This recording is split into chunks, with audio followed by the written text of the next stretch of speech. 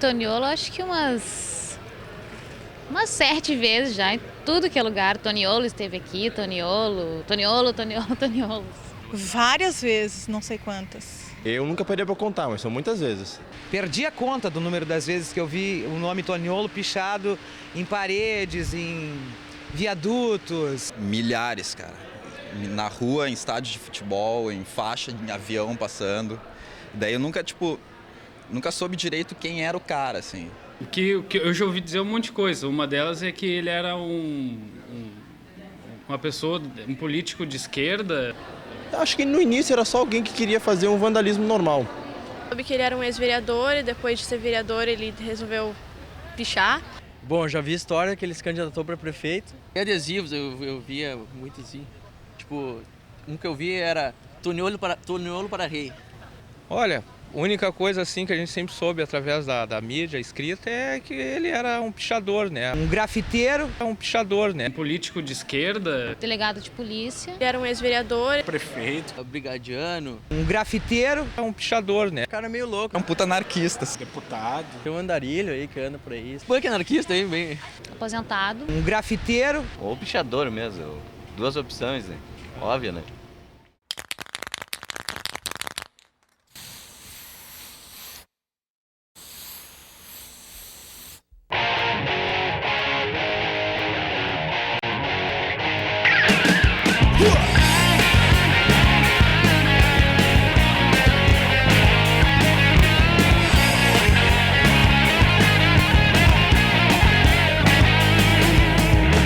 Pichados, cartazes colados, cruzando o estado. Ele vai se manter, gênio maldito, um tipo esquisito, a lenda, o mito que todos querem ser. É procurado, um cara marcado que já foi caçado. Agora eles vão ver, luta sozinho, procura um caminho, esperta o espinho nos donos do poder. Toniolo, diz pra mim qual é o teu nome, o teu jogo. Quem é? Toniolo, cruzando a noite com um risco de fogo. Brilho cerrado, spray detonado, novo dia bravo. E não quer nem saber, herói ou bandido, sempre escondido, um tolo destemido. Eles vão tremer, eu sou bacana, lenda urbana, voz que reclama. Que querem esconder, luz da verdade, herói da cidade na clandestinidade. Pra te proteger. Toniolo, diz pra mim qual é o teu nome, o teu jogo. Quem é? Toniolo, cruzando a noite, toma um risco de fogo.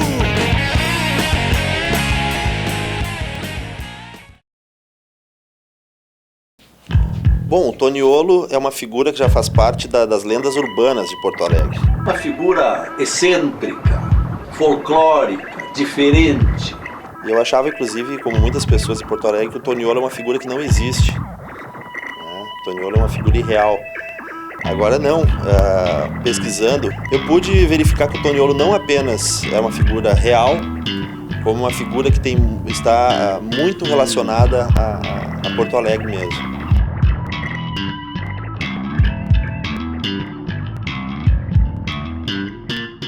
Sou o Sérgio José Toniolo, o pichador maior de Porto Alegre, e me tornei pichador depois de velho, com 37 anos, para denunciar as perseguições que eu vinha sofrendo por não permitirem que eu escrevesse em jornal. O Toniolo está associado a um período da ditadura, onde ele entra coisa curiosa, ele mesmo assume, ele é egresso de um meio. Ele é policial civil aposentado. Eu comecei em 72 a escrever, estava no auge da ditadura e eles não permitiam que um funcionário público se expressasse através dos jornais, através das colunas do leitor. Inclusive muitos fizeram processos, inquéritos e diziam que não tinha não tinha cometido transgressões disciplinares nenhumas, né? Mas eu respondi assim por baixo na polícia, sem errar, assim, no mínimo uns 70 para mais de 70 inquéritos por escrever. Eu fazia umas crônicas meia contundentes também contra o sistema e combatia a corrupção na polícia, as coisas assim. E como eu criticava o Conselho Superior de Polícia, que era o órgão que promovia os policiais civis, e o Conselho Superior de Polícia era presidido pelo chefe de polícia, eu estava criticando o chefe de polícia indiretamente, eu não botei o nome dele, mas é diretamente. E aí o chefe de polícia mandou me tirar a arma, a carteira e mandou eu para casa. E eles não queriam que eu me manifestasse assim, de maneira nenhuma usando o meu nome, até sugeriram, como eu te falei, que usasse outro nome, que eles não iriam se invocar, porque eles aí não iam se invocar, porque mesmo que eles soubessem que era eu, eles não iam se invocar. Mas se eu usasse meu nome, como foi o caso que eu fui aposentado quando me pegaram a primeira vez de licença médica de 6 meses, sem exame médico, sem nada, não fiz nada, não precisei nem fazer exame. Aqueles exames lá foram tudo já encomendado. Então eu disse, com a recente promoção do vereador Cleão Guatimozin a comissário de polícia, ficou bem claro quais os critérios adotados nas promoções da Polícia Civil Gaúcha. Eu conheci nos fins do ano de 83, início de 84. Eu havia criado na Rádio Guaíba um programa chamado Guaíba Revista, que procurava focalizar coisas diferentes, inusitadas. Em 1982 eu comecei a pichar, porque nesse ano que eu ia concorrer a candidato como deputado estadual. E a convite do Tancredo Neves, inclusive. Arbitrariamente fui barrado de concorrer, né? Aí, como eu fui barrado de concorrer e eu ia concorrer, eu comecei a pichar de forma agressiva. Eu fiz uma crítica, tipo, esse Toniolo aí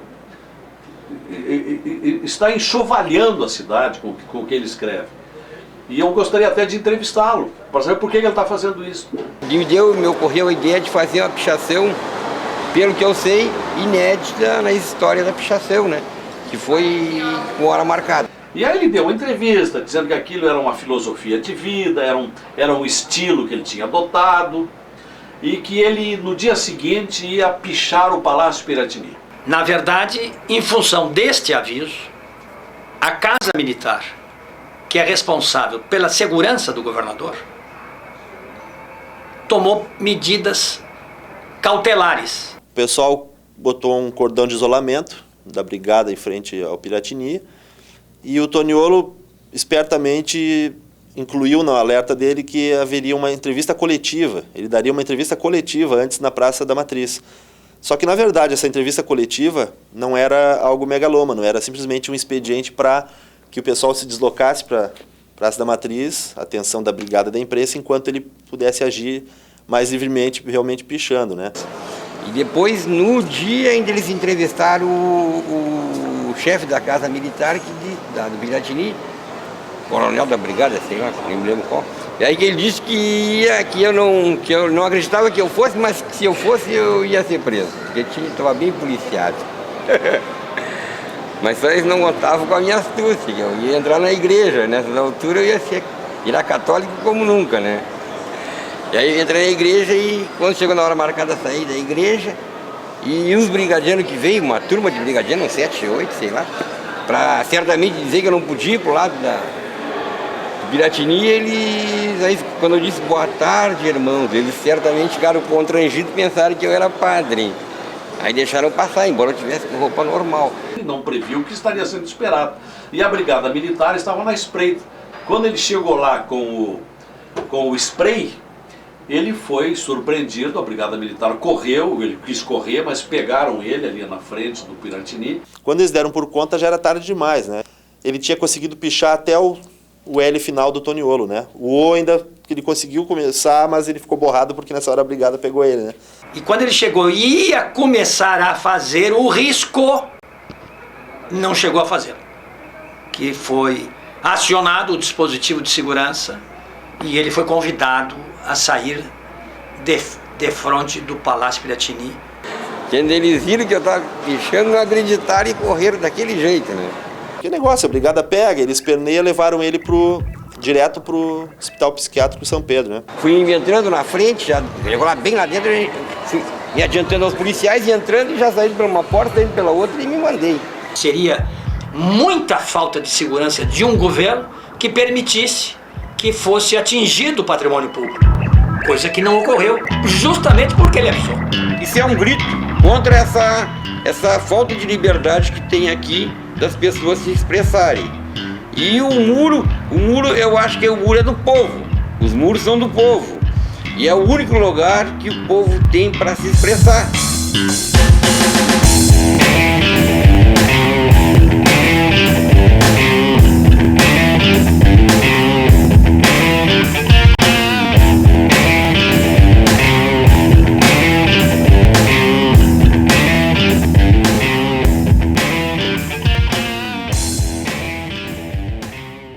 É uma pessoa que tem problemas psiquiátricos, né? Ou tem características psiquiátricas, né?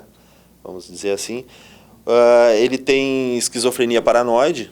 Olha, a esquizofrenia paranoide é um dos tipos de esquizofrenia, né? E a esquizofrenia é uma doença da mente que se caracteriza por desorganização do pensamento, delírios, ou seja, interpretação errônea da realidade, e frequentemente alucinações. A pessoa frequentemente vê coisas que não existem e ouve coisas que não existem.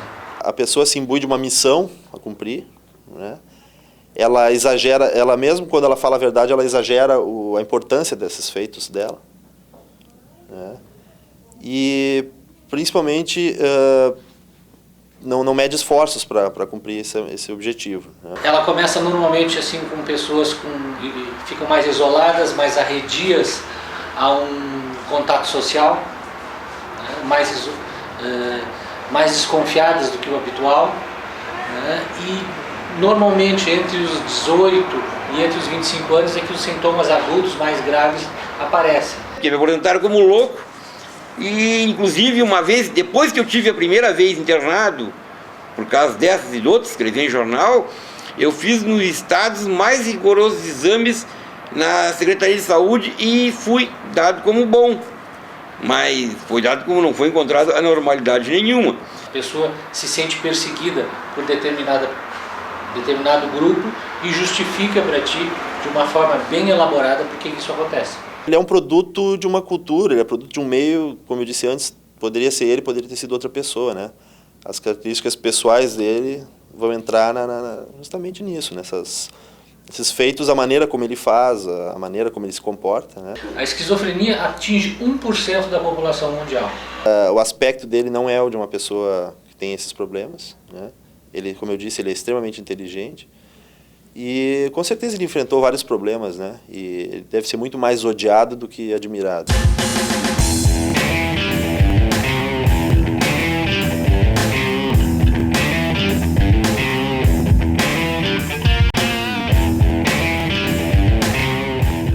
Eu estava indo, porque eu anunciei na imprensa também, né, que eu ia pichar o Palácio do Planalto.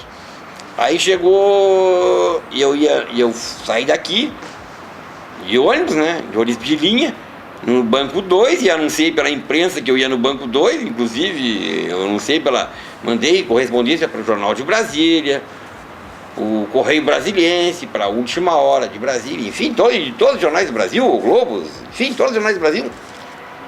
A Polícia Federal parou o ônibus, os caras tudo de metralhadora lá, um monte de polícia, tudo de metralhadora, pararam o ônibus de noite e disseram que era uma inspeção de rotina que eles iam fazer no ônibus, mas que não iam prender ninguém. Aí quando eles disseram, já de antemão que não iam prender ninguém, que era só de rotina, eu digo, não, vocês vão prender a mim, vieram para prender a mim. Eles iam só fazer o levantamento de mim ali e não iam me prender. Mas aí, como eu fiz o blá blá blá e bororó, aí eles pegaram e me levaram para fora para me interrogar, para saber no ônibus quem é que estava o meu contato para avisar a imprensa. Mas aí, quando eu fui sair para fora, eu cheguei para todo o ônibus, ó, vocês avisem a imprensa que eu estou sendo preso, que eles só me levaram para fora e né? Aí o seguinte, chegou ali fora e eles perguntaram para mim quem é que era o meu contato dentro do delegado Chula, quem era o meu contato dentro do ônibus para avisar a imprensa. Eu digo, olha, delegado, o meu contato dentro do ônibus é todo o ônibus, o senhor prende todo o ônibus agora, prende todo o ônibus, fica à vontade. E aí já fui preso ali mesmo, já fui ali preso, já me levou ali, né? Porque eu praticamente obriguei ele a me prender ali, porque eles me prendem depois, ninguém vê, ia ser pior. Mas, curiosamente, no dia seguinte apareceu uma pichação em Brasília escrito Toniolo, né? Algum fã, algum admirador na capital federal fez o serviço que ele não pôde fazer, né?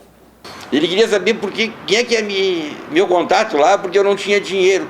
Eu digo, vocês que me dão casa e comida. Me deram casa e comida e avião de volta depois. E, inclusive fiquei preso lá no hospital. E aí também eu comecei, aí no hospital, pichando tudo lá dentro, né? Eu pichava tudo. Porque para pichar não é preciso ter spray, né? Um pedrinho, eu pegava uma pedrinha e tão no chão. Pum, nas paredes, tudo que era lugar eu botava, Toniolo. Porque no início eu estava solto lá dentro do hospital. Assim, nos ossos. Depois no fim eles botaram eu num lugar reservado, numa sala lá que era um consultório médico. E eles botaram ali para ficar mais isolado e sempre com gente lá dentro. E inclusive eu não pichei, mas eu não mostrei para vocês, mas os jornais da ocasião lá também, independente de um louco ter pichado lá, que não sei quem foi, e independente disso eu já pichei sem pichar, porque os jornais noticiaram lá, assim, em charge, que negócio de charge, né? Em charge, eu pichando ali, quer dizer, em charge, mas... Então eu fiz o barulho sem pichar. Aí sim é importante a questão do mito, é onde o mito extrapola a questão da transgressão em si para se tornar algo aceito socialmente e até visto de uma maneira condescendente, né?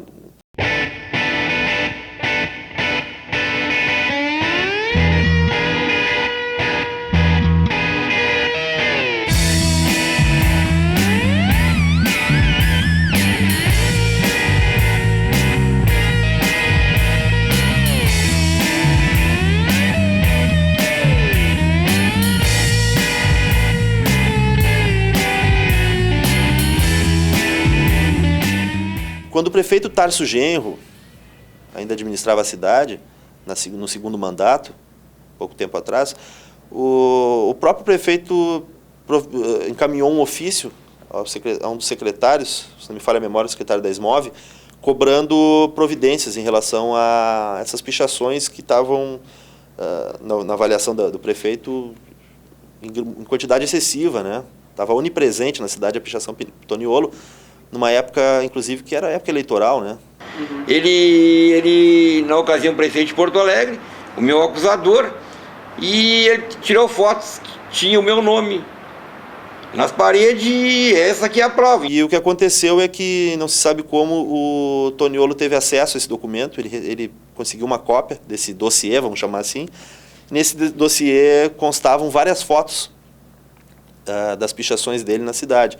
Esse dossiê foi encaminhado à justiça, talvez até nesse momento ele tenha conseguido uma cópia, e ele prontamente compareceu à justiça para depor, munido de um dossiê que ele fez, então, dessa vez, com fotos que ele mesmo bateu com uma máquina emprestada, onde apareciam imagens das pichações escritas Tarso Genro, né? Ele foi até a justiça e na hora que ele foi interpelado, ele questionou, olha, só um momentinho, juiz, eu gostaria de saber... afinal, quem é o pichador aqui? Porque eu tenho 10 fotos do prefeito Tarso Genro, dizendo aqui, mostrando o meu nome, e eu tenho 10 fotos minhas, onde aparece o nome Tarso Genro na foto. Tirei fotos de onde ele tinha sujado, com pichações de cartaz e sujeira, e botei no processo também, para ver se a justiça vai fazer o mesmo critério. Mas a justiça, como todos sabem, tem 2 pesos e 2 medidas.